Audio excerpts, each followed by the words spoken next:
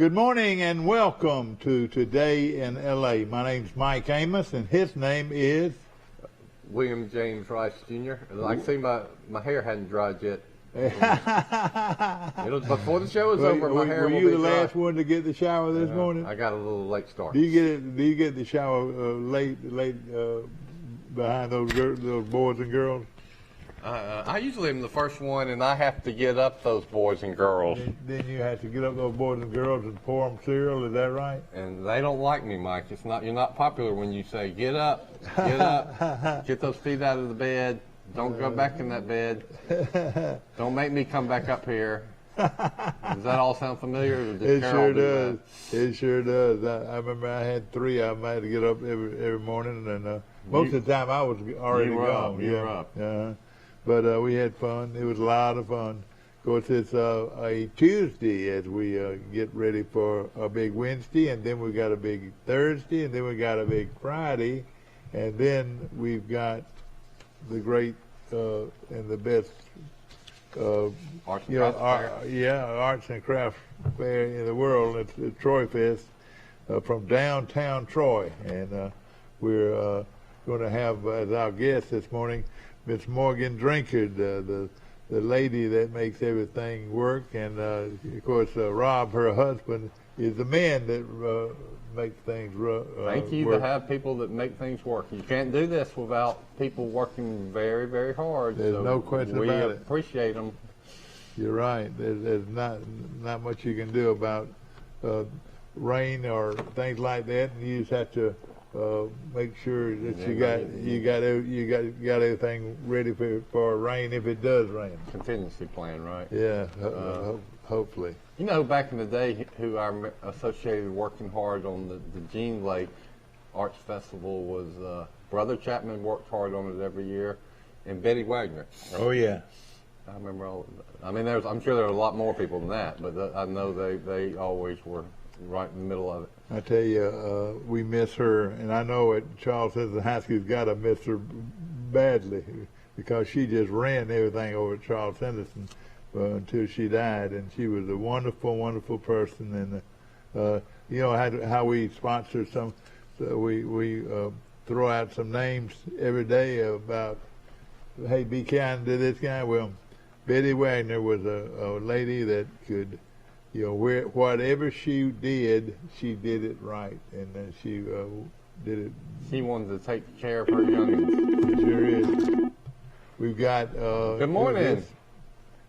Hey, morning. How are y'all? Good morning. morning. Tell us how you. I heard you had that stomach bug. I had the exact same one on Friday. Yeah, I'm hopefully back to normal. This is no fun. Mike Amos calling in from the beach. Is everything getting better down there, or we got rain? It's been beautiful. Last couple of days we've got great weather, and the water's really starting to be really pretty, and still got a few people down here, but not nearly as many during spring break. But you know, the way they do all this school from home now, and you know, I guess kids can kind of come down here year round, so there's always kids around throughout the year. Well, you know, hey, before long it'll be summer. It won't be long. Yeah, actually in about a month. Well, you know, well, heck, and you know, it's May, and you know, schools start going out in May, and like we were talking earlier, heck, a lot of schools get out the first week in May. I can remember the date I graduated from high school, so that must be the last day of school. It was May 23rd, and I think that's pretty much remained constant. When you remember when you graduated, probably would have been the end of May. I remember that day. You know, it was when I graduated from high school and was off to Jacksonville State. Can you believe it? I did not know that about summer until this last year. And I liked it up there. It was really a very nice place and good-looking girls. And you know, I was a football player, and everybody, all these girls seemed to like football players back then. Yeah, imagine. I don't know if that's the case now or not, but we had a good time. But when it came down to the nitty-gritty, though, I turned my allegiance to Troy State Troy. College, and was very glad for many years over again. Glad I did it. Isn't that I something? mean, who had the better program back then? Jacksonville State or Troy? Jacksonville State, they had a better program, but you know, they didn't want to give me but a half a scholarship, and I got a whole scholarship to Troy. You know, back then you didn't have I think 35 scholarships, and then you had to give break them down and give people half scholarships or whatever. Amazing. And I was just fortunate that I was in a situation where I had a full scholarship. You know, I still don't understand how the baseball does it, where they divide up. You know, they have 35 players or 30 players on the team, but they only get 11.4 scholarships. I cannot understand that. It's just, but now they find other ways to fund them, though, like scholarships and different things to end up getting these baseball players full scholarship. Of course, I can't believe Troy lost that baseball game. They were up by 5. They lost to Jacksonville State last night, did they? Well, no, I'm talking about over the weekend against Georgia State. They're up by 5, and they were spinning to win the series over in Atlanta. Yeah. And end up getting beat. Up 5 runs and they. Oh boy, I hate that. I hate it. They, you know, and I tell you what, Dad, I was watching your commercial, your segment with WSFA, and I didn't realize Mom was the star on television. She was the star. Yes, sir. She was the star. Carol Amos was pretty good on camera. She is. Yeah, she sure did. She sure did. What did she say down at the end? What? Instead of arranging her funeral, she said, "We get to go to the beach now."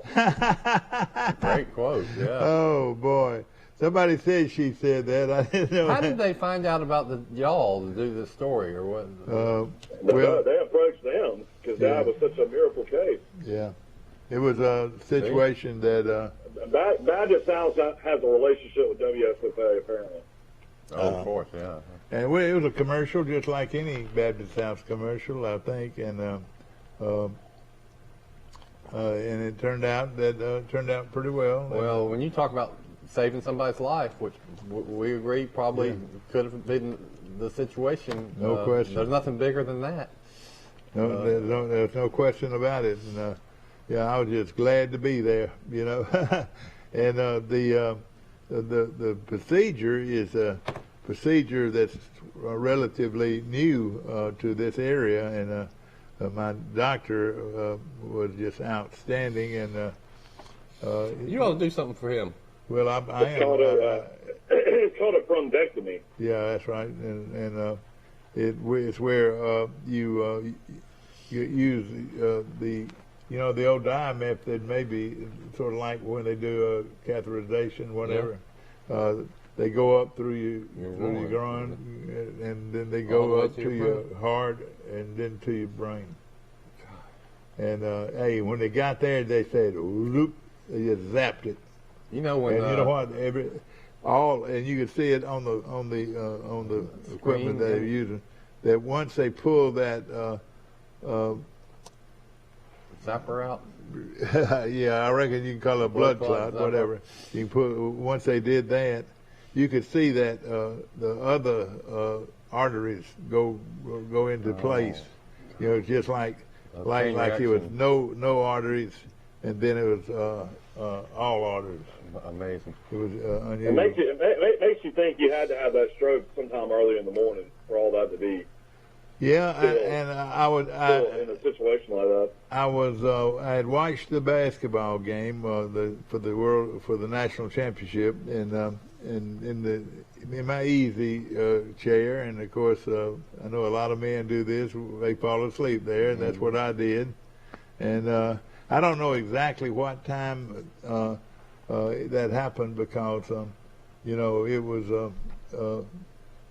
I just know this, that Carol, my wife, woke me up at 5:30, and because it was time to get up to go do my show, and I did not respond to her, and did not respond, and So And it doesn't sound like you remember a lot of this. No, I don't remember any of it. I don't remember any of it. And Well, that's she good. called 911, and and I always at night say, I wish they'd stop blowing that fire engine. And that's what they do.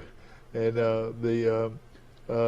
the fire engine, instead of going somewhere else in town, it came up the hill and to my house, and then some ambulances came and whatever, and They took you straight to Baptist South? yeah, they took me straight to Baptist South, and I'm surprised they put the sirens on early in the morning. It's not like they had a lot of traffic. I know be it. safe, though. I know You it, but you don't know. yeah, but maybe that's policy or whatever. But they sure turned it on. I didn't hear it. I couldn't hear it, but everybody else could, and it was a dramatic thing. A dramatic thing in my life. I know this, even though I didn't know what was going on.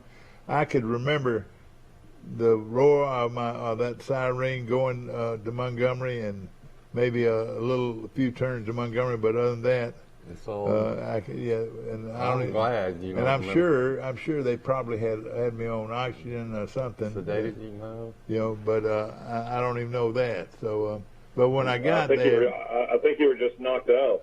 when I got there, Mike, they were ready to go, and thanks to Josh, Mike, and he being my friend with the ambulance. Now he was. He's a fireman, EMT. Yeah, he's my dear friend, good friend, and he called up ahead of time to find out which of the hospitals were best equipped to handle me, and he told them that he had a guy coming in with a stroke, and when we got there, Baptist South, they were ready to go. This, from what I gather, and I was in surgery just very few, maybe at 10 minutes after I got there. I was in third. Time is of essence, and well, God bless everybody involved. But that's I know this is not the most.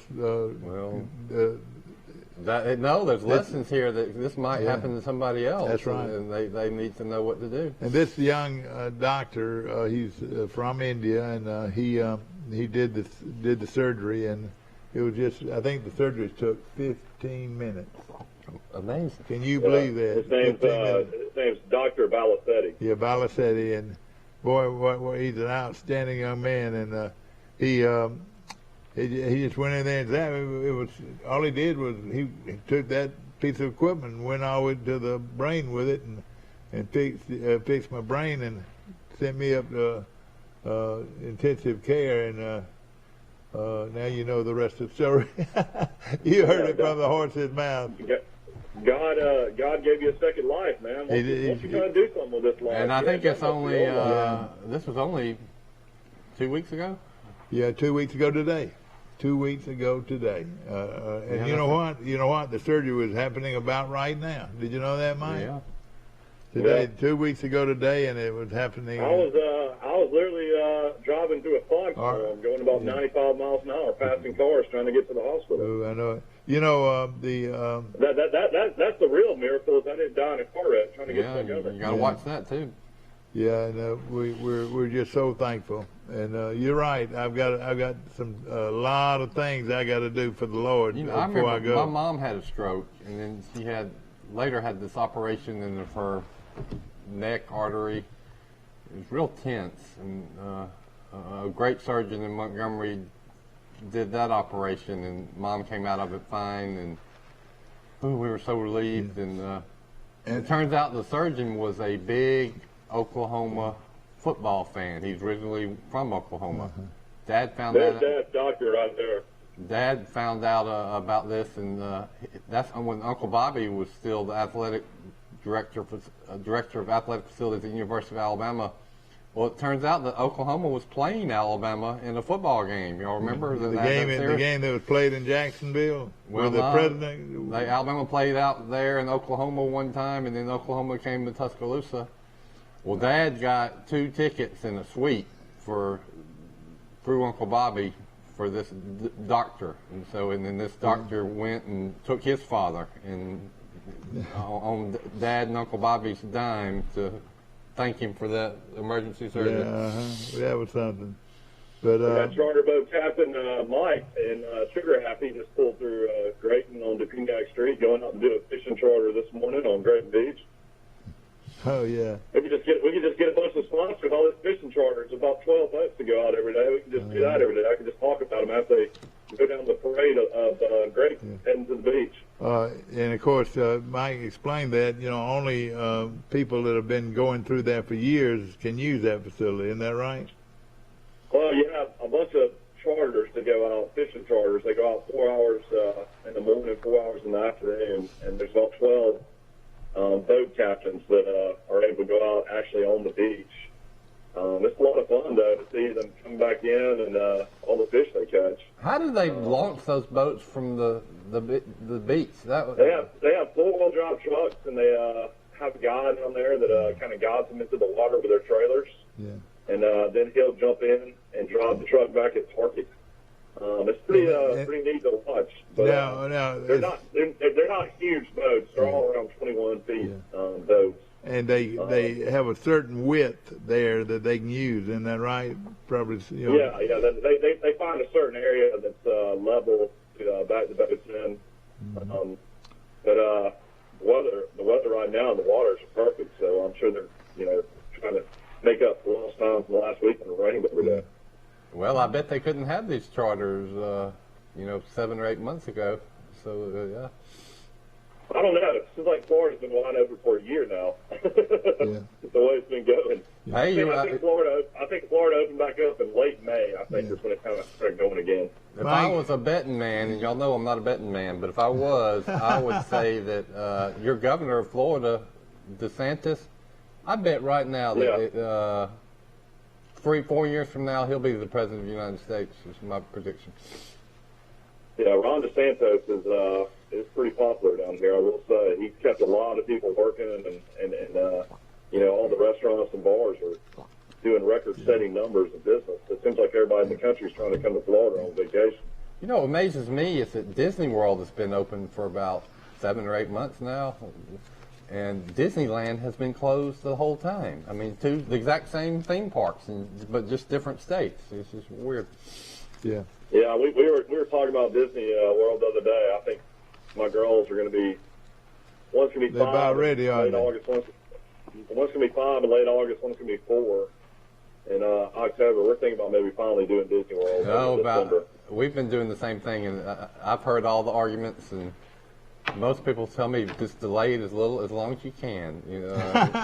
So I wanted. Maggie is now 9 and hadn't been. Yeah, she's ready now. She could go, fine. But it's Jack that's 5. That the one thing I want is you don't want them to drive you crazy running around chasing them, but I also want them to remember it. When they're older. And I if you're 4 or 5, when you're 25, will you even remember it? Yeah, but right now is probably a time where every third year you can go to Disney World. Every third year. We've got a grandmother. My wife's mom is the picture of health. She's 75 and walks about 5 miles a day, and I think she's more excited about going than the kids are. Well, I would like to go just with my wife. Yeah, I hear that adults love it. When I talk, who are we honoring today? Miss Betty Wagner. Yeah. Michael, were y'all still doing those trips to the Bahamas when you were a senior trip? Oh yeah. Well, she organized those for decades. A lot of people were trying to sneak a few things on the bus and got confiscated. Yeah, that happens. But on our way to the port in Miami to get on the boat to go to the Bahamas, we stopped for one night in Kissimmee, Florida, and went to Disney World for like 4 hours. And to this day, that's the only time I've been to Disney World for our little stayover on the way to the Bahamas with Betty Wagner. I really believe that's probably some of the best spent money that you could have. You go to Disney World. Well, my parents did that. No, you're right. It was not I know everybody wanted to go, and there were probably 30 people that went on this trip, and it was a trip of a lifetime. Thank you, Mom and They Dad. say being a Florida resident, you get 50% off tickets a day. So 50% off is great. It's just finding a nice place to stay in the actual kingdom, I guess. Now, Michael, on back to our we were talking about Disney World, but another thing, I was looking here at Bo Nix. Does he have did he get to have an additional year eligibility? Yeah, everybody does. I mean, Bo Nix can be a sophomore. Guess so. Yeah. You know, that is a steal for Auburn. I mean, a steal because he's going to get better. There's no question. He needed this year. Yeah, you're right, Mike. Bo Nix needed this bad, and it's going to be a real steal. See, some players for take Auburn. 4 or 5 years to really develop. Look at Mac Jones. Yeah. And Bo Nix, heck, Mac Jones could have come back. Yeah. Yeah, exactly. Alabama center Chris Owens. This will be his 6th year. Yeah, but well, Yeah, Alabama gets took their over whole. for Landon Dickerson when Dickerson got hurt those last 3 games. Mike, you mean the offensive line at Alabama? They get to pick up a week or a year. One guy. Well, I mean, the center came back for a year. Yeah, he was able to come back. Yeah. Anybody, could have come back. So Alabama had 2 offensive linemen coming back, which isn't terrible. Yeah. But this guy started the last 4 games, and I think he did okay. Yeah. But he was a 5th-year senior, and as Michael said, he's going to be a 6th-year senior. So you could really say he's pretty much a starter. So Alabama will have 3 seasoned, experienced offensive linemen coming back with a platoon of great running backs. It looks like. But I'll tell you what, I didn't get fault yesterday. Jay Barker's son came in there and looked pretty good in that one series. Then he threw a really horrible interception, but he didn't look bad at quarterback. He played at Spain Park. He was a walk-on, but he made one really good throw, I thought, in the spring game. Yeah, he's been on the program for a couple of years now, and it's always kind of upset me that he's never even gotten a little late game snap to at least say he played. But I'm glad he stuck it out. And his name's Braxton Barker. I think he's probably about a senior. He's third string quarterback right now. But he does pick up an extra year too, and that'll help him a lot, won't it? Yeah. Well, they didn't play the star recruit, the Monroe kid out of Texas. So he would be They said he had a really good spring, but they sat him out too. I think they might have had COVID issues because there were several players that they said didn't play, but they weren't even in the stadium. Yeah. One on the field. You're right. That might be the case. I think that they had several that had tested positive or the protocols, and because the running back Robinson and then the quarterback and several others weren't even there. I mean, don't you just make things easy this year, and basically every single player has the vaccine, has the shot? I would think so. I think most of them will have it. I know it. I mean, wouldn't that be mandatory? I would think. I would think if that you want to too. play, you're going to get this shot. Yeah, that's right. And of course, a lot going on here in Troy, and of course we've got. You got Troy Fest. Oh yeah, we got her. We got the queen of Troy Fest, and she's going to be here with us, Morgan Drinkard, and she's. They had DeMarcus Ware Day yesterday. Did you go to that? There was a lot of people there. I would say it was over 1,000 people there for that to hear him speak, and he was really an outstanding speaker too. And of course, he's doing something very nice. He's got a program set up that part of the proceeds goes to Troy University. Oh, it's a great way. Yeah, he's a big fitness trainer. Yeah, that's right. He's got a fitness center that he's going to go nationwide with, isn't he, Mike? Yeah, DeMarcus Ware team up with Troy University. They've got a partnership going on. It's going to be Troy alumni, fans, employees, and students will be able to have free access to the DeMarcus Ware DT or D2W fitness app, and put officially licensed Troy jersey with Ware's iconic number 94 in the Troy bookstore. So that means you can buy a 94 Troy jersey now at the bookstore with DeMarcus Ware's last name on it. Well, that's great. And part of the proceeds goes to Troy. Is that right? Yeah, it's going to be one of those things where DeMarcus is going to be involved with the university. The university is going to have access to his fitness app. Yeah. So it's kind of one of those type things they're going to be working along together to try to create, more people trying to get in shape. And, this is kind of what he's known for now is teaching classes and doing a lot of stuff online as far as fitness training. He's probably still got $1 million body, doesn't he? He's a perfect example of it now than when he played. I know it. Exactly right. Ladies and gentlemen, of course, this show is brought to you by Premier Dodge, Chrysler, Jeep, and Ram trucks on the bypass. My good friend Jason Gregory out there, he's got a deal right now that will knock your socks off. And drop by and see them and see their tremendous selection of new cars and trucks at the Premier Dodge, Chrysler, Jeep, and Ram truck. We'll be back with Morgan Drinkard, so get ready. A personal touch, a high level of trust. Whether it's checking and savings accounts, personal or business loans, or our local friendly service. That's what Troy Bank and Trust customers expect. But now we offer more.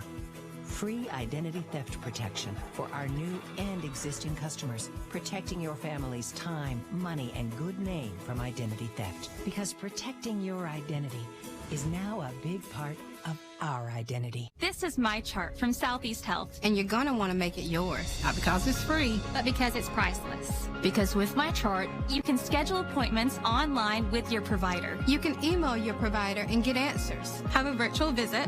Get test results. Refill prescriptions. And manage your family's health care. You know how we all want health care to be easier? But no one seems to listen? Well, someone did. Southeast Health. To get your free MyChart app, visit your app store or go to southeasthealth.org. When something's just right, it's more than a good fit. It's that perfect feeling. And at Badcock Home Furniture and More, that means just for you comfort. Find styles that move you at Badcock's Motion and More sale. Featuring new recliner sets like our remarkable Duke collection or our selection of Lazy Boy recliners, all with no credit refused. So shop what's just right at your local Badcock in Elba and Enterprise. Badcock Home Furniture and More, just right. This is Barney at Premier Chrysler Dodge Jeep and Ram, and I'm here to nip this sale in the bud. Hello, folks. This is Greg Anthony, sales manager at Premier Chrysler Dodge Jeep Ram in Troy, Alabama, offering discounts up to $15,000. Let's nip that. 0% financing up to 72 months. We gotta nip that. Barney, $5,000 over Kelly Blue Book for your trade-in. You're killing the competition. Barney! Harry Rice. Yes. Oh. Good morning. Morgan is right over here. In the house. In the house. Morgan Drinkard is in the house, and when she comes in the house, most of the time it means Troy Fest. That's right. We're getting ready for a wonderful weekend of Troy Fest this year. So thankful to be able to have the festival this year. Oh, yes, no as we question. didn't have it last year. So. I tell you, this is a thrill. You were unable to have it last year, and a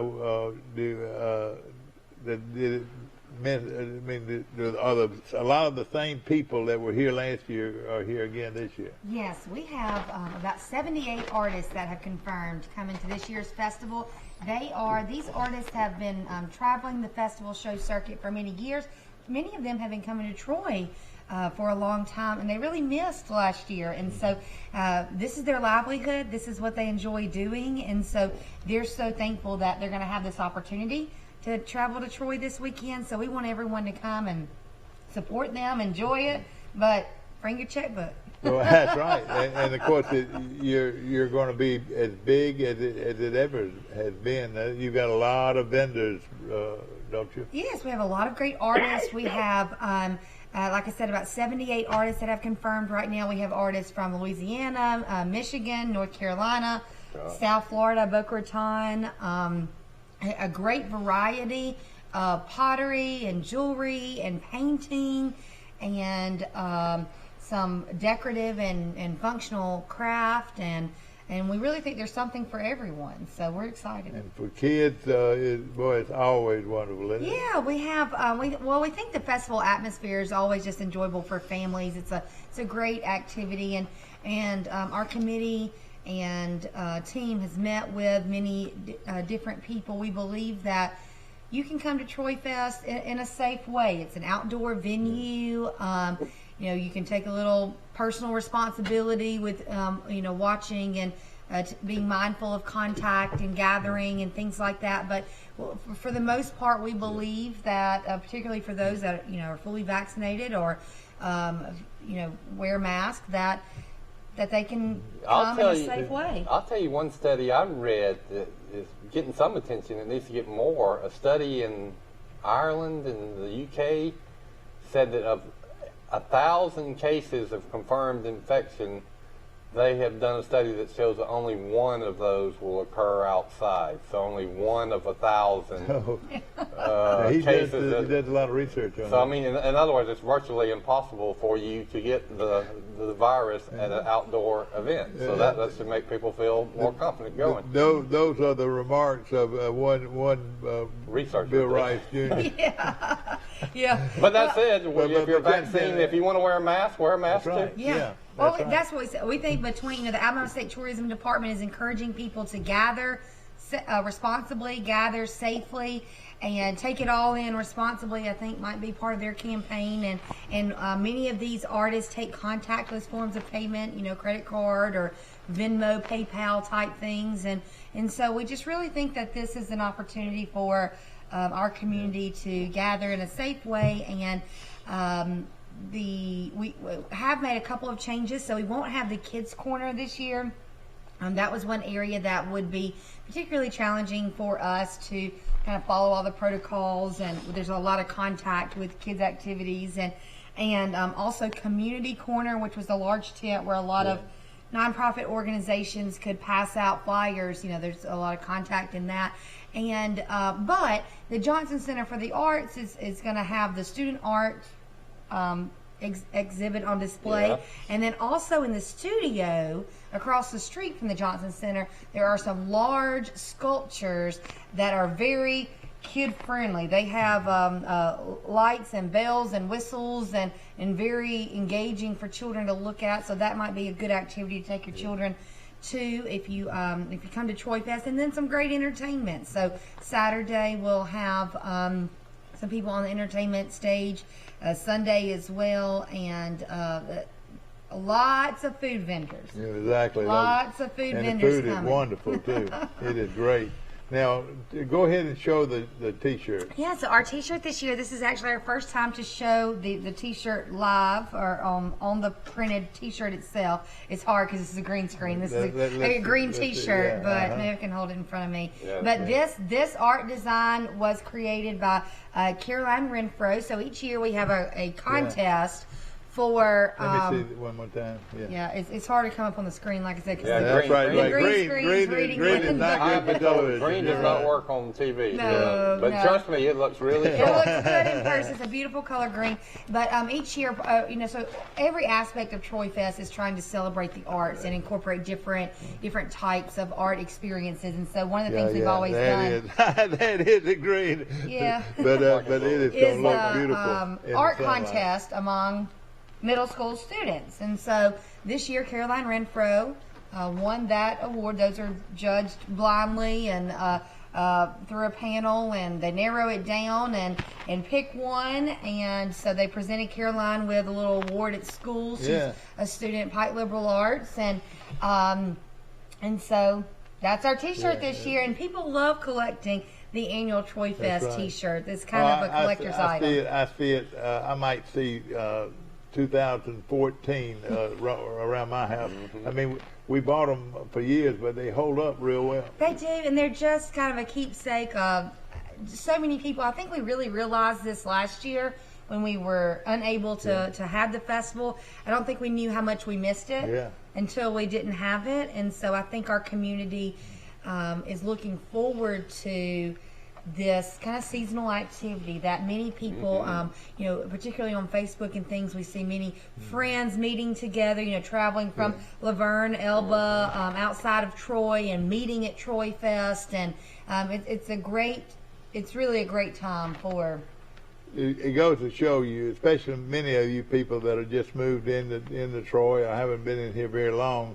Troy is a artsy town, wouldn't you say? Oh, I would definitely say so. I think that our community adds class to our community. It really does, and that's what I'm saying. These artists, a lot of them travel the festival circuit. They travel to Huntsville. They travel to Pensacola. They travel, you know, throughout the Southeast, and they always tell us, and they don't have to tell us anything.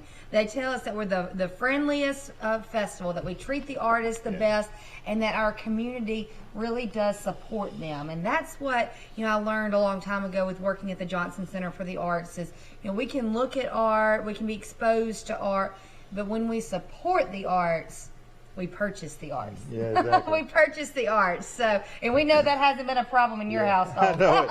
Well, I want to make a plug about. My dad would buy a piece, and my mom, every year at the Arts Fest. His mom was quite a. She was a good artist. Matter of fact, some of her artwork has been the poster of the past Troy Fest. Marsha Rice, you heard that name? I've got framed Troy Fest posters that, you know, the image of downtown Troy. My mom did, but I have sold art, prints, the cityscape prints of Auburn and Troy and Montgomery. And I tell people, when you buy art, you are buying a gift that is going to last you a life. You will pass it down to your children if it is nice art. So if you're worried about, oh, that's kind of expensive, or the frame, well, go ahead and do it. And then, you know, a year from now, 5 years from now, 10 years from now, when you're still enjoying it, and then your kids are enjoying it, you will be very glad you did. And get original art, too. My wife used to be bad about just buying something because of the frame. I mean, that might not be the. I said, why did you buy that? I said, I can't believe that. Where are you going to put that? I bought it for the frame. But is Mary Ann going to be here? I don't think Mary Ann's going to be able to Well, I was hoping she would. I think they've got something going on, I think. Yes, I think she's, the past couple of years, I know there's been a conflicting festival, but we have, Scott McQueen was a fan favorite kind of from a few years ago, folk art. Of course, we love our folk artists because this festival is held in memory of Gene Lake, who was an incredible folk artist. And so actually, we have 8 categories that our artists can enter when they're pursuing the jury process, and folk art is its own category because we really want to celebrate folk art. And, you know, we give out more than $10,000 in cash prizes to these artists, and thanks to some of our wonderful sponsors. But that is another way we show appreciation to these artists. Is we have a judging panel that will come to Troy on Saturday. They will walk around, they will judge the art, and then that night at the Charles Adams Artist Barbecue, we will give out $10,000 in cash to these artists. Yeah, that program is for. So what are the hours, Morgan? Is it Friday, Saturday, Sunday? It and is. what are the logistics as far as parking and stuff? Where do people need to try to park? Yeah, so Saturday, the festival will begin on Saturday at 9 a.m. This is Saturday, April 24th, 9 a.m. until 5 p.m. Sunday, we'll have a church service on the square at 9 a.m. Then the festival will open at 10 and close at 4. That's Sunday, April 25th. And our artist check-in begins Friday evening at 5 o'clock. And so what we ask is, we know many people, thankfully, our downtown area has grown so much, and there's so many wonderful businesses and restaurants downtown, but we ask that at 5 p.m. you move your vehicles off the interior of the square. This allows us to shut some streets down to allow for a safe load-in process for our artists. And so we definitely want you to enjoy the restaurants and the businesses that are open past 5 p.m. on Friday, but maybe park at the courthouse or Troy Bank and Trust or some of the kind of exterior streets. You can park by across the street from First Methodist Church, the old library, behind the old Troy Citizen Building. You know, there's lots of little hidden park. Yeah, there really is. West Walnut Street. And some people like to, we've had people before come downtown, sit at Mama Goldberg's outside around the tables and watch the artist unpack. They almost like the atmosphere of being around the artist. B Graves will be open the whole time. Yes, B Graves will be open the whole time. Sips on the Square, Francesca's, all the stores seem to really enjoy being a part of Troy Fest. And for your late nighters, is there anything going on at the new walk-in facility downtown? Yeah, Alan Wood's old facility? Yeah, that's right, yeah. Was there anything going on at the Woods place? The Woods Furniture, the old Woods Furniture. Oh, you're talking about the market on the warehouse on Market, I think they're calling. I'm not exactly sure about their schedule, but I'm sure on Facebook you can find out. It's just right off the square. Yeah, good. What about the artist from Eufaula that was really good that won a lot of years? Is she still Kelly Olswick? around? Kelly Olswick, she's not going to be with us this year. Kelly Olswick's incredible. Won Best of Show. Incredible painter. She's going to be at a festival in Huntsville this weekend. So. Well, it sounds like all the festivals. Y'all run into that a lot of different festivals going on throughout the state and the southeast. Y'all have to factor that in. Well, I will tell you that we have been holding Troy Fest the last full weekend in April for many years.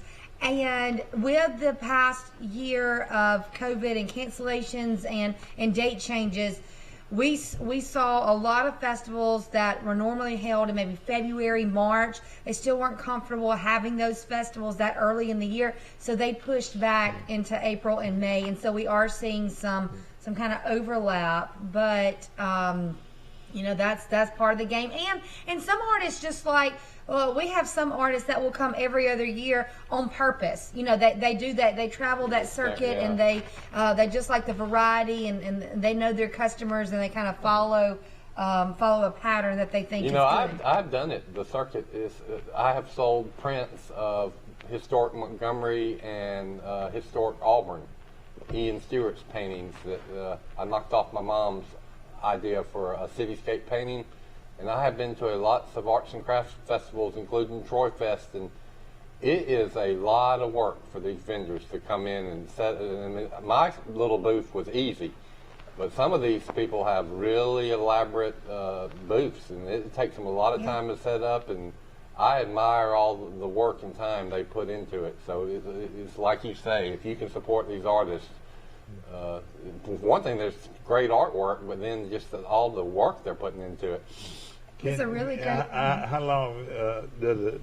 I mean, what's the deadline for people that can put art in the show? Well, our our application closed in February, so we're pretty full. Okay. We're pretty full. Too late, Mike. Too late. But if you ever want to come, we'll work you in. But we are full. We have a full show this year, and so. Also, in mentioning about the types of items that are available, it's we're just a few weeks out from Mother's Day. Many people getting married, so wedding presents. It's a great opportunity. Graduation presents. Yeah, graduation presents. It's a really great time to buy some unique items that you may not could find in the store. Oh, Wiley's is he going to have anything in it? Yeah, Wally Lowry will be there. Charles Adams will be there. And Friday, are we still going to do, or still on for Friday? So Friday morning, we'll be doing this show live from downtown Troy, and we'll also have a complete artist list tomorrow, Wednesday, in the Messenger. The insert in the newspaper will have a full list of artists. We've had a few changes since that was sent to press last week, but for the most part, there's a festival map in there. And the list of artists, and we can talk about some specifically on Friday too. Exactly, and if any guests that you would like to have come on that day, we'll tell them to be there. 7 o'clock in the morning till the Rice family's gonna be there, buddy, with bells on. 8:30. Yeah. Oh yeah. Bring the kids if you want. The kids have not been to a Troy Fest. Our kids. Well, they just really like it. Yeah. Last year didn't have one, and we just moved here back to Troy 2 years ago, so they haven't been. It's a tradition. Good y'all are not doing it Wednesday morning or Thursday morning. The low's gonna be 39. Got a little cold snap. Whoa. Yeah. And we are, and I'll go ahead and say it, you know, we are a rain or shine festival, and so we see a little bit of rain in that forecast for Saturday. But we, unless there's, you know, severe weather, we kind of keep the show rolling, and that is one of the advantages of being downtown with the asphalt and the concrete. We can have a quick little shower, and if that sun will pop out, we are back to operating. And so there's plenty of places for people to go if it does rain. Right. You can go inside some of the stores. You can go visit the Johnson Center, but we think Sunday's looking pretty clear all day, so we're thankful for that. Tell us about this guy. What's his guy's name that runs the show? Well, the festival chairman is Rob Drinker. That's my husband. But he has an incredible team behind him of people that work on this festival. A complete volunteer committee. We have people from the Chamber of Commerce, from the City of Troy, community volunteers, people from Troy University, and the team. Everyone kind of has their area that they work on, and we meet each week and, you know, give those details, and everybody goes back to work, and then we meet back, and it's kind of a well-oiled machine. It sure is, and Rob is a well-oiled driver. I tell you, he's really something. And of course, this thing's a year-round occurrence for him. Yeah, our committee works really year-round on this. I mean, everything from Sheila Jackson, as she's working with tourism-type events, and she is very intentional about visiting other festivals, looking and paying attention to what the state tourism department is looking at and recommending for events, and attending other festivals to, you know, recruit artists and to get ideas for how our festival can improve. And this kind of artist recruitment is done year round. And then our team that's working on Mallory Hill working on getting sponsors. You know, we couldn't have it without the sponsors. And then you know, City of Troy, all of those, Leanne Wyndham and Tessa Paul, and some of those people thinking about logistics year round. You know, who needs electricity, where, the landscaping downtown, the replanting of things so they'll be, you know, blooming for Troy Fest. I mean, and Mayor Jason Reeves, thankfully, is so supportive of this event and makes sure that we have access to the resources we need to make this successful. Well, that's some Troy Cable. Yeah, it's a great event. I lived in Tuscaloosa and used to go to Kentuck, which you know, is actually in Northport, outside of their little downtown area. But I love the fact it's downtown Troy. It highlights downtown. A lot of people that, you know, have never been, you know, to downtown Troy from their, you know, surrounding area for events. That's one thing I really like about Troy Fest. Yeah, you know, Kentuck, a lot of the artists that go to Kentuck have been to Troy Fest. Chris Beck. Yeah, he's a Troy guy. Yeah, Marianne Baker. Susan, I can't think of her last name, but anyway, we've had a lot of people that Wiley, Ashishi, a lot of those folk artists, Charlie Lucas, Tin Man. Will he be here? I don't know that he'll be here this year, but he's been at Troy Fest before, and he's been at Kentuck, and a lot of people say Kentuck's kind of a premier folk art festival in the southeast region. And when we've looked at those artists lineup, we've had a lot of those artists, and so we really feel like the show has a history of incredible folk artists and artists that have been to our community. I tell you, my favorite was Dr. Hawkins. I tell you what, Doug Hawkins, you know, he just brought a presence to that, and still does today. Yeah, he was always a large supporter of the arts, and then in his last few years, he decided he was going to be an artist, and so he started painting these scenes and would put a lot of detail into them, thinking about who was in the scene, and he had a booth at Troy Fest, and that spirit of excitement about community and the arts is something that he, along with many other people, that has been so instrumental in how we operate today. You know, you talk about Dr. Hawkins, one of his contemporaries is Burt Brown. You know, lived in Troy for a long time. You know, he retired, and what did he do? His hobby was building Adirondack chairs from scratch. Yeah. And I bought a Burt Brown original Adirondack chair at Troy Fest, and it's the best chair I have. So, I mean, and this was 10 years ago. So, I mean, Burt Brown was selling Adirondack chairs. Y'all have birdhouses. Who does the birdhouses? We have several vendors that do birdhouses. Ray Dutton has been coming for years with his birdhouses, and I think the Lancasters have some birdhouses, and so there's usually a variety. Some kind of are more primitive style, and then some are more colorful. And then now Barbara Ward and Coach Ward, they're going to have 2 spaces this year kind of in front of Rustic Linen. And I know they're going to have plants, but I'm not sure if Coach Ward's made any additional birdhouses for the festival, but we know that has been a favorite in the past for sure. Good. You know, I know art. My wife tells me all the time she has an art degree from Mississippi State. She said it's all in the eyes of the beholder. But is there any kind of up and coming artists from around this area that we don't really know about that'll be at Troy Fest this year? Well, I will tell you that as we were working on the artist placement last night, and we were looking at the different types of painters that we have, I would say that there are definitely some unique styles. One particularly like a Chinese style artist, and that can look beautiful in certain homes with different decor. You know, think about Jacqueline's home. You know, it definitely has a sense of where something like that would fit. And then you have everything from that really detailed, really colorful piece, all the way to folk art, to like sketching, drawing, and not sketching, but pen and ink type drawings. And so there really is a good variety of that artwork. Do you have any fine art photography? Yes, we have 2 photographers coming, and neither of them have been before, so we're looking forward to seeing what they have. Some people's photography is art in itself. Yeah. I bought a lot of pieces of just photos that are so striking that and you frame them, and it is art. Let me tell you, when he moved back to Troy, how long you been back in 2.5 years. All right, and of course he's right. You know, he was raised in that house down in the bottom. Yeah. Y'all lived right across the street at one time. Yeah, we did. Yeah. And Rice is going to be great for the community. Yeah. He's a talented person, and he loves art. My mom, she was an artist and loved it, and Dad did too. But then my cousin, Brother Chapman, was the same way.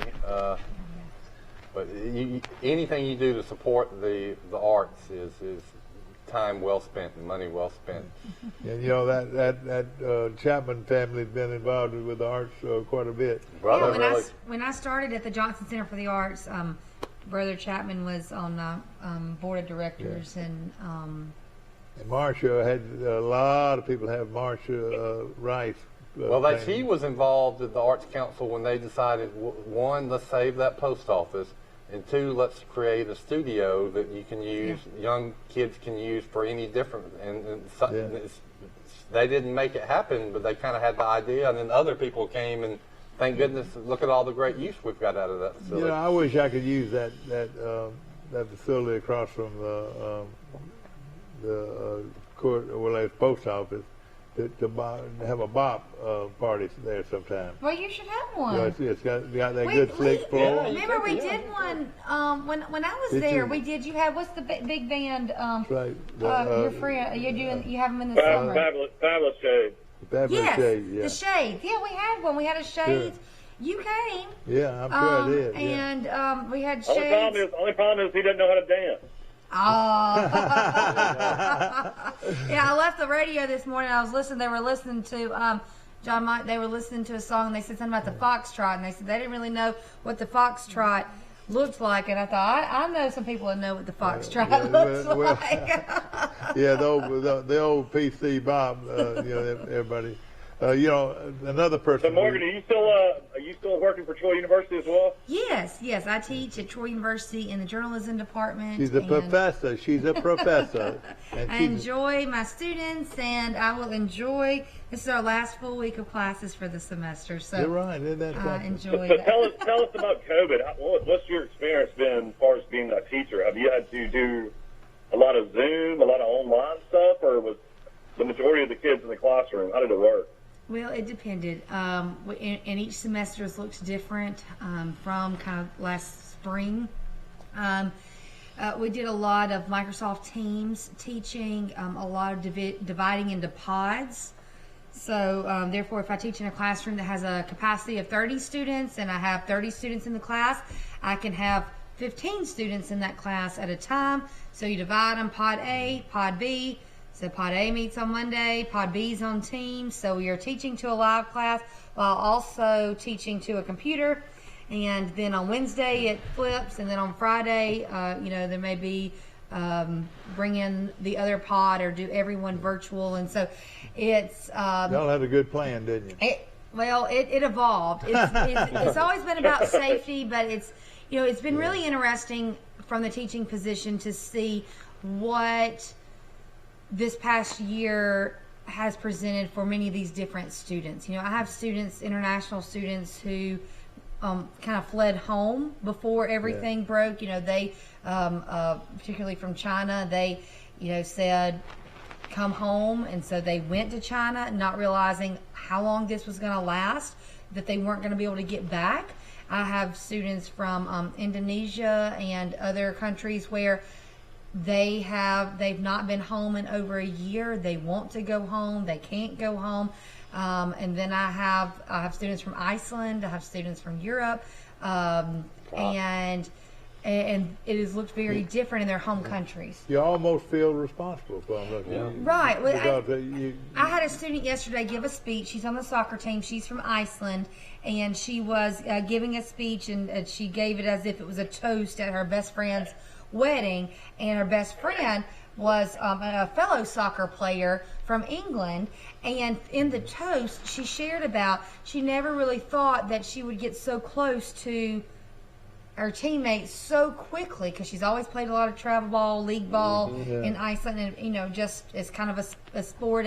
But with the last year, neither of them could travel home. There were so many restrictions. Everybody who was on the team who was a domestic student, they were able to go home. They weren't, and so she talked about the loneliness in that, and just there's been so much fear and so much feel of isolation, and so not only are we dealing with trying to get the curriculum across to the students, but we're also trying to work with these students in their best self, and that's been hard. That's right. I would love to on this show bring these some of these kids from overseas be on our show. I'd be interested to see what they're going through, and how they are one day hoping to get back home.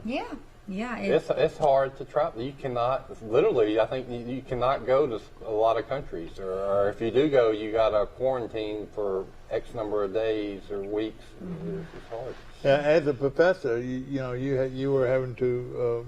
Did you actually stop your classes for a brief time, or what? No, we didn't really stop. Last spring, we kind of went on spring break and then didn't come back. And we kind of just jumped online. Thankfully, with Troy's history of online education, we have some really good platforms for teaching online through a Canvas, which is the name of a student portal. And so we went online for the remainder of the semester, and different teachers, depending on the subjects that they taught, had to look for different ways and innovative ways to share the curriculum and the content with the students, much of like was being done with K through 12 as well. So we didn't really have a stopping period. The University of Alabama, they went on spring break, and then they took a week and trained faculty and said, now here's what, they kind of took a 2-week spring break, if you will, as far as the instruction was concerned, and they said, this week is going to be a week to kind of get ourselves together. And then we'll resume. We didn't really have that week, but we, had a little grace period where we had to figure out, based off of our, I teach in the journalism department. A lot of our classes are hands-on broadcasting, working in the studio, working with cameras, working with producing television shows. Same thing with radio. Doc Kirby teaching all his classes on actually being in the radio studio. So we had to, a lot of people had to see, So what does this look like online when they don't have this equipment at home? That's right. No question. Of course, So do they still have Trojan Vision? Is that still been on? Yes, Trojan Vision, two shows a day, 5 days a week. Mm-hmm. Well, it's Morgan Drinkett is our guest, and we're going to take a short break, and we'll be right back to more of Today in L.A. At the Piggly Wiggly, we proudly support our local farmers and bring you the best they have to offer, all at cost plus 10%. When you shop local, you reinvest in your community. Remember, buy local, shop local. Piggly Wiggly, local since forever. This is Barney at Premier Chrysler Dodge Jeep and Ram, and I'm here to nip this sale in the bud. Hello, folks. This is Greg Anthony, sales manager at Premier Chrysler Dodge Jeep Ram in Troy, Alabama, offering discounts up to $15,000. Let's nip that. 0% financing up to 72 months. We gotta nip that. Barney, $5,000 over Kelly Blue Book for your trade-in. You're killing the competition. Barney! Trojan Auto Parts of Troy, home of Napa Know-How. Stop by and see owners Mike and Melissa Kilcrease and their Napa Know-How team with over 100 years of combined experience. We're the only locally owned parts store in Pike County, and we're fully stocked and ready to serve you. We pride ourselves on being your go-to parts store, not only for the simple items, but we specialize in those hard-to-find items as well. Trojan Auto Parts, the right part at the right price at the right time. Napa, a name you've trusted here in Troy since 1945. Know-how, Napa Know-how. Hi, Sandy. I'm right here. Come on in. Eddie, I'm right here. Oh, Miss Mary, I'm right here. I'm right here. Since 1969, we've been right here because at Troy Regional Medical Center, we take these words to heart. I'm right here. Thank you. Remarkable people, remarkable care. The new publisher of the Messenger box. But I'm going to tell him that's a good story to do a feature on those soccer students. Let me tell you that he could help you. I appreciate y'all doing that insert with him. Yeah. Back to our show, brought to you by the Witherington Insurance Group, and of course you're in good hands with Allstate. See Perry Green at the Witherington Agency in Troy, and the Witherington Group. And let me tell you this. There is about Gene Flowers as well. Rob's involved in that. Yeah, that's right. You're exactly right. Gene's Flowers, and we appreciate them. They can send flowers all over the world, Mike, and they're one of the great company businesses in our area, and we appreciate them so very much. Martha Lynn, and of course Martha Lynn is the daughter of the late great Dr. Doug Hawkins, and Martha Lynn, Holly, and Robert. Yeah, that's right. I think it was Martha Lynn first, Holly, and then Robert. That's right. Robert was a close friend of yours. Holly taught me in college at Troy. I had to take a math class, and I'm sure she will always remember me as one of her top students. Let me tell you, we were telling you, or maybe one of the worst students ever. We had we wanted to spotlight one individual that was so great on Troy Fest and all other things that she had touched was Dr. Betty Wagner, Mike, and she was not longer with us, but in spirit she is. And boy, if you ever had anything to do, you put Betty Wagner. You know, I never had her for a class, but you know, she was like my best friend. You got to know everybody, and like you say, she was anything that was important going on at Charles Simpson High School. She was the behind-the-scenes leader of it. Your graduation, and it'll be coming up before long at Troy Cable. I mean, at Troy Cable, but at Charles Simpson, all these schools around. She owned the graduation. She was in charge of the graduation. In charge, not only graduation, but all the the baccalaureate and the honors day and. And wouldn't you love to be, if you're a principal or superintendent, wouldn't you love to have somebody that could just, hey, this is yours and you can take over? And she would reach out. This is pretty high praise there. Joe Namath, I'm reading an article on Mac Jones, maybe even ahead of Tom Brady right now, or entering the draft. Oh, Or really? if he thinks his capabilities going in. That's pretty amazing. That is amazing. Comment by Joe Namath. Hey, that's my man, Joe Wiley. He's my hero. But you know, I had posted that and said that I think on this show. I said who Mac Jones reminds me of is Tom Brady. I mean, he's not athletic, not fast, can't move around, but he makes quick decisions and he's accurate and he's a leader. And, isn't that 90% of being a quarterback? It's just making those quick decisions, seeing the field, knowing where to go with the ball. And, boy, nobody had that better than Tom Brady. Now, that's pretty high praise. We'll see. But at college, at least, he was a college version of Tom Brady. Well, you hit it on the nail there. System. Are we looking at a system at Alabama, where they bring in a quarterback? It seems like it's pretty much a system going all the way back to all the last 4 or 5 quarterbacks that they were in. Well, they lose the coordinators all the time. Though, that does have something to do with it. Yeah. But don't you think a lot of it's a system? It's different in terminology every time, though. So I don't know if it is a system. That's the other argument is that any quarterback would have done great at Alabama when you had those receivers and those running backs and that offensive line. So I guess that's a legitimate point, isn't it? But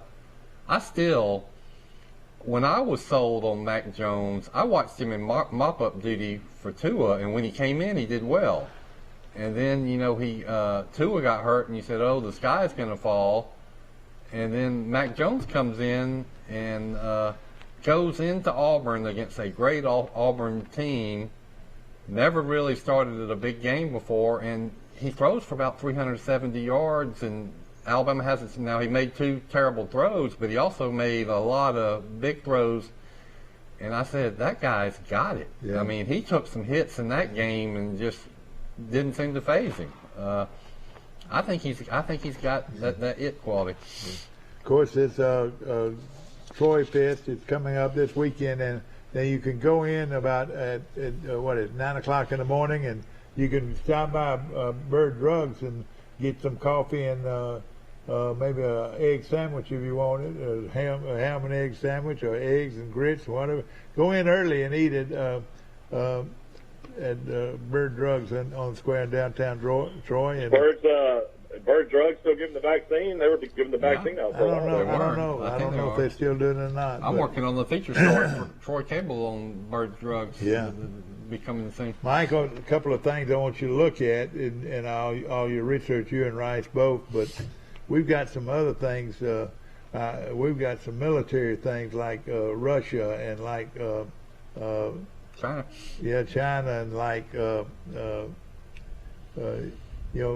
it's just getting. They're starting to want to sort of test.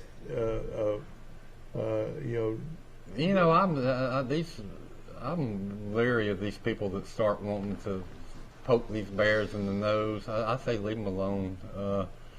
Seems like you might want to get Lieutenant Colonel Chris Amos on the show. I know that I might, or General Gravan, somebody that knows what's going on in the military. But, it's something that we need to look at. Iran that's acting up, and, now everybody's sort of acting up a little bit to see what old president. That's what they say. That's what they say. These people are acting because they want the money to keep pouring into the military-industrial complex, and they want to keep people afraid of Iran. Why are we afraid of Iran? Is Russia thinking about invading America? No. Does China want to conquer America? No. Yeah. But, you're going to hear this, and I know people are worked up about it, and we were worked up over Iraq and Afghanistan, and here we are 20 years later, still in. Why would anybody? You think if you told kids today that at one time Russia was had troops on the ground in Cuba about the attack in the United States, that they would ever even believe that story? But that was true. That's right. And it's some things we need to look at, and hopefully we'll be strong. Well, I agree. I mean, when it doesn't get any more serious. Our past military adventures have been against Iraq, Afghanistan, Iran, North Korea. they don't really have any significant militaries or either nuclear capabilities. But when you start talking about Russia and China, another story. It's World War III, and you know who loses World War III? Every single person on the planet. China's probably the only country that could really go. You know, that's so sad to think about those students at Troy University that haven't seen their loved ones and families for over a year, maybe a year and a half, and it could be another year and a half before they can even go home. What do you think? And also, I'd like to know, a little bit more about. You look into it with is Troy University actually in the market for international students right now in this kind of situation? Well, you wouldn't be able to have anybody come to the United States. There's no way they could be in the market. I know, that's it's right. got to have hurt universities that have a good percentage of their student body for international. Yeah, exactly. That's right. I don't know, as far as the enrollment goes, how much was the enrollment down this year? Did we ever find out? Like a couple thousand or what? I would guess about that, like that. But what they did, a lot of the kids went to school online. Online, online classes. Yeah. Mike, tell us a little bit about what's happening with COVID-19.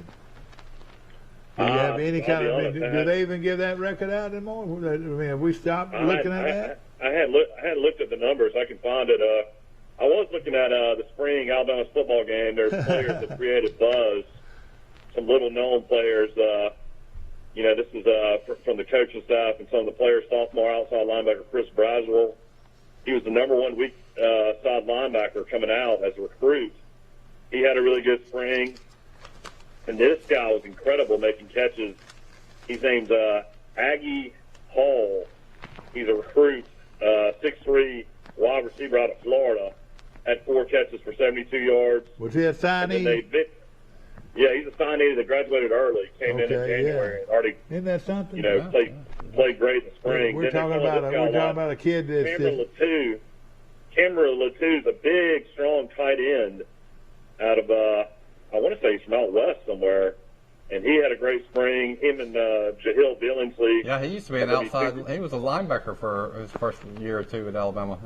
Somebody told me they might. He was one-time outside linebacker. That's correct. A guy that knows. Yeah, go ahead.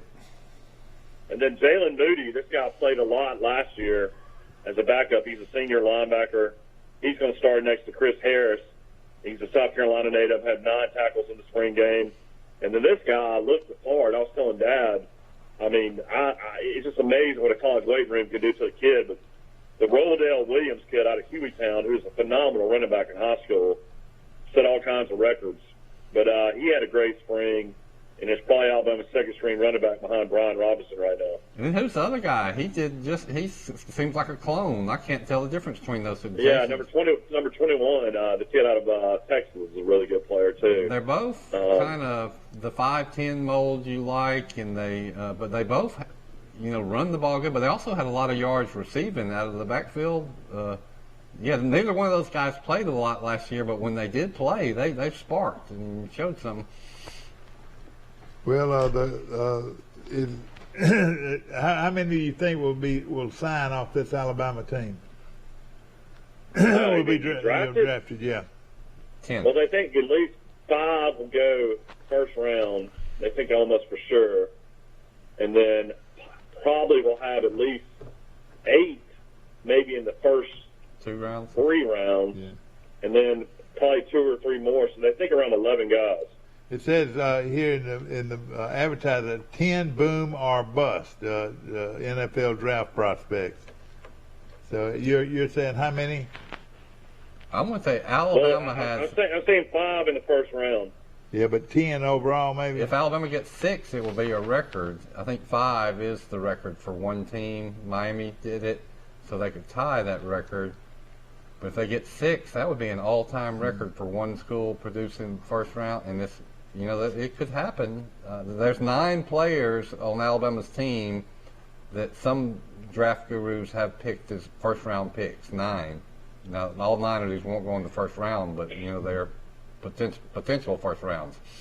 this. And that doesn't even include Dylan Moses, Michael, who going into the season last year, you would say if there's a future first-round pick for Alabama, it's going to include Dylan Moses. But his stock injuries. That happens to a lot of those guys in college. They get injured and then their stock goes down. A lot of people like Trey Lance of North Dakota State, and the other one, Zach Wilson of BYU. They actually like them ahead of Mac Jones. Well, they say the 49ers have traded up for the third pick, and that it's almost not a done deal, but almost, I'd say 80-90% they're going to pick Mac Jones at number 3. Yeah. Do you think the Alabama wide receiver, do you think that he might have lost a little of his exposure after that wonderful championship game? But he's small. I think the NFL sees him as maybe a little small. Yeah, well, I think the issue is Jamal Chase ran a 4.3. He sat out the whole season at LSU, but he's a bigger wide receiver. I think he's going to go first. And then it comes down to Waddle and Smith, and a lot of people have Waddle ahead of Smith. Because he's bigger, or what? I don't know if Waddle's been able to run yet or not. I don't know what his 40 times are going to be, but I know he's a 4.3 guy. Yeah. Ruggs ran the fastest 40 of any Alabama player ever, and ran a 4.2 something in the combine last year, 4.28, I think. Yeah. But have you seen that video where it was Waddle and Ruggs racing each other on the 50-yard dash or something, and it was a neck-and-neck tie? Ruggs beat him by a neck, but so it looks like to me that Waddle, when he's healthy, is just as fast as Ruggs. Yeah. Now Ruggs did he create much of a commotion this year? No, he had a poor rookie season. I think he had about 30 catches for like 500 yards, but nothing that a first round. Who does he play for? Who does he play for? Plays for the Raiders. Oh, okay. He had a when I go to Vegas, I got a trip planned for Vegas. See him and Josh Thomas. You gonna let me go with you? What? I got a trip in Vegas for Halloween. My wife and I are going out there. And, man, if the Raiders were playing, I could watch Josh Jacobs, Kenyon Drake, and Henry Ruggs all on offense. Yeah, I like that. I don't know if the schedules have been released from the NFL, but man, that'd be a lot of fun to go to that new stadium. That stadium is awesome, and they didn't get to have any fans at it last year. It was just sitting empty, really. You know what's surprising? Now, I think Alabama is one thing. It's down to one quarterback right now. It looks like Bryce Young is going to get the job. There's no doubt he's the starter. Yeah, And like Auburn, you got Bo Nix, who's pretty much a proven starter. So really, nobody of significance behind him. So really, Alabama and Auburn just have one quarterback in Bryce Young for Alabama and Bo Nix for Auburn. Hey, don't you see it that way? I mean, I feel like Bo Nix. Under a new offensive, coaching staff, and Hartson's the quarterback kind of guru coach, I think it's probably the best thing that could happen for him to have some new coaches in there, some fresh blood. And he gets that extra year too. He gets Malzahn was just never good at developing quarterbacks that were not his. Yeah. Guys he recruited. He was always good at guys he brought in that are transfers. But Chad Morris, the former Arkansas coach and SMU coach, was awful last year. I felt like Nick's got worse, not better. Never regressed. But now one thing about it, and you can look at it in this picture in the Montgomery Advertiser. Hey, he looks like a quarterback, a strong running type quarterback. I think you'll see a lot more of him running the football this year as far as a play action type situation. All right, Rice. I'm on the World Meter coronavirus, and I had looked at these numbers in probably a month and a half. But does this surprise you? There was 51,000 new cases yesterday. Oh boy! In America? Yeah. Oh man! me. Yeah, they say in the last week or two the cases have gone up a little. Coming off spring break. But, it's not. It's so far from where it was in mid-January, but it's up from where it was like two weeks ago. It was, almost gone. I don't know. I've looked at it closely, Michael, and it looks like to me that in 6 or 7 states, especially like Michigan, you've got something going on, big spikes. But in other states like Texas and really Alabama, it's the cases and hospitalizations are real low. What is your death toll, Mike? Well, worldwide death toll now worldwide is over 3 million. 3 million people. Whoa, 3 million human beings. Man. 582,000 in the United States. What total? That's 500. Total is 582,000. Yeah. Okay. I tell you some numbers that are interesting to me. Looking at all this information is India now second worldwide in cases at over 15 million. They've had 15 million cases. Oh boy! But just yesterday, right? This is something to hear. They had 257,000 new cases yesterday. Oh gosh! In India. That's terrible. Yeah, and India's what, 2 billion people? We read one day. So you got to divide. Well, you got to look at it compared to, is that their peak they've ever had? And it is the second largest country in the world. Actually, their case infection, their deaths and cases divided into their population is much lower than America. Their population is so large. Yeah. And now China's. So it makes you wonder. I always wondered when India was going to get hit real bad. And I'll be honest, I can't give you accurate numbers because I hadn't looked at this much at all lately. I've had both shots, and I've kind of just gotten on with my life. But Mike, do you know about how many deaths? What's the death toll in the United States? We already mentioned that. Total is 581,000. Yeah. No, recent. Recent. What I meant. Yeah. Like yesterday, new deaths? Yeah. 488. Yeah.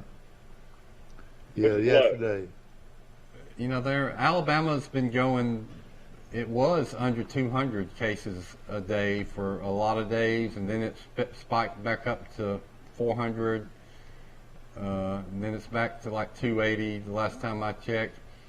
But the numbers are one thing you got to watch for the numbers. Like the Alabama Department of Public Health, they'll throw in backlog cases that they found that happened weeks or months earlier, and so you'll have one day where you had 188 cases, then the next day you'll have 1,250 cases, and you say, oh my gosh, what happened? Well, they added 1,000 old cases, so they're doing this in other states. So I look at some of these new case numbers and I say, are these really cases that happened yesterday, or have they gone back months and added cases for some reason? But Mike, I wanted to know how many people are dying out there. Since Alabama started, they've had 522,000 cases of the coronavirus, and they've had 10,790 deaths. So here's the way to look at that. Here's the way I look at that. The population of Alabama is 4.9 million. 522,000 cases, that's a little over 10% of Alabamians have had confirmed cases of COVID. Yeah. Now, you know that for every confirmed case, there's probably 3 or 4 people that never got a test or they were asymptomatic. So my guess is that in the state of Alabama, probably at least 40% of the population has had COVID virus. So that means they're naturally immune. Plus, on top of that, you now have about 18% of the people that are vaccinated, which gives you immunity, right? So if you add the total number of cases that actually people that have had it, plus the people vaccinated, you're well over 50% of the population is immune to the COVID virus in the state of Alabama, in my opinion. I mean, they have so many vaccines now. I mean, Moderna, Pfizer, I guess Johnson & Johnson got shut down, but I mean, there's so many shots out there and so many places giving it down here that they have just stockpiles of it now. It's just basically your choice if you want to get it or not. Yeah, let me there's so many people that just don't want to get it. Yeah. I think most people do want to get it though, but I mean, you're right. I mean, I hope they don't make it mandatory, which bothers me. But I think you'll end up with 70% of the population getting it, which ought to be plenty. I mean, once you're vaccinated, you're immune, right? So. No, I mean, you can still be asymptomatic. You just basically they say there's not a really good chance at all you're going to have like a serious effects. That's right. And die from it. So that's good. You got to look at the numbers. The numbers, still worldwide. You got 99.4% of the cases that's worldwide are mild to asymptomatic, and then 0.6 are critical to death. Yeah. That's right too. Yeah. So it's always been those numbers the whole. Well, I look at it as it is a very serious disease for somebody 65 and older with pre-existing conditions. Somebody under 25 that's healthy, the mortality risk are the same as the flu. But so you've got these two extremes. But there he is. The average age of a COVID victim in the world or in Europe is 82.4 years old. Oh gosh! I mean that rarely gets mentioned, but so and half the people that have died of COVID were living in a nursing home. So that's good. That's good to me. I mean, it's sad anybody dies, but this isn't like the Spanish flu that killed young people and children and 20-something-year-olds. Yeah. COVID has always been a great risk to older people and people that are obese and have diabetes. It really has never been a risk to people under 40 years old that are healthy. Thank you, Bill Rice, Jr. I want to say we appreciate you being on our show, ladies and gentlemen. Pike Tree Service, call them today at 372-10167. And Tony will be out there in a jiffy to take care of you. Want to mention P.S. Spalt Furniture in Enterprise, one of the great places to buy furniture in this part of the country. And also want to mention Green Hills Memorial Funeral Home. Green Hills Funeral Home's been there for quite a ways now, and they do a wonderful job, first class, and we appreciate them. And also Sanders Truck Lines. Sanders Truck Lines, one of the largest truck lines in the country, is located right here in Troy, Alabama. And Forrest, is Forrest at the country club today? Yeah, I think he is. We need to go out and play some golf on a beautiful day like today. How about this?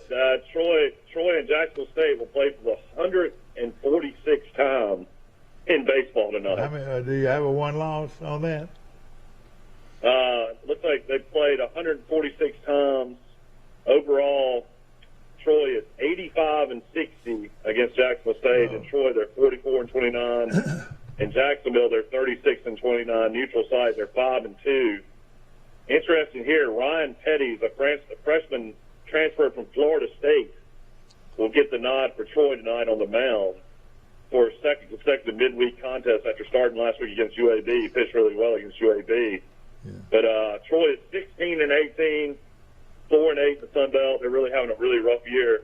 Jacksonville State 17-17, 8-7 in the OBC. They'll play at Rudy Abbott Field tonight at 6 p.m. You'll be able to listen to Barry McKnight on 94.7. Okay, is Jackson State's football team, are they one of those 1AA teams that had a spring schedule? Yeah, they're in the playoffs. Okay. Yeah. I tell you, I would love to go see that. They start the playoffs this week.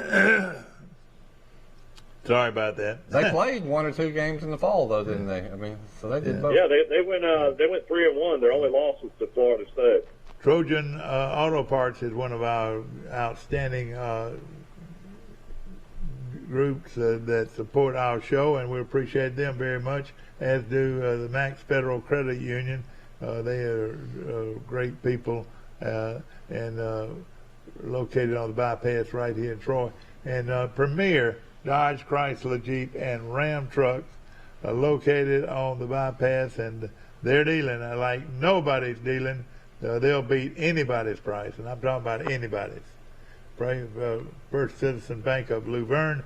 We appreciate all of our sponsors. We'll see you bright and early in the morning for Today in L.A.